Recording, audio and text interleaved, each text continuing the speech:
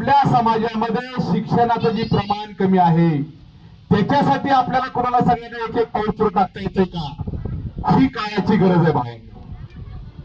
आता छक्के पंजे, लहान मोठा कमी जास्ती हे बोलण्याची ही वागण्याची वेळ नाही भावांनो माझ्या.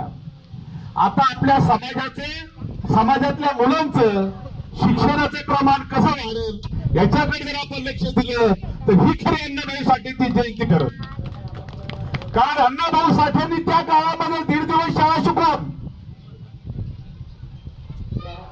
या शिक्षणाच्या जोरावर एवढं साहित्य लिहिलंय की जगातल्या पोरांना भाऊ साठेंच्या साहित्यावर पीएचडी करतायत. आणि त्या जाती धर्मातले जर मुलं शिक्षणाचा अभाव असेल तर त्यांचं दुर्गणीपणा जाणार नाही, त्यांचा मागासलेपणा जाणार नाही, त्यांचा वंचितपणा जाणार नाही. एकमेव जर हे सगळं घालवायचं असेल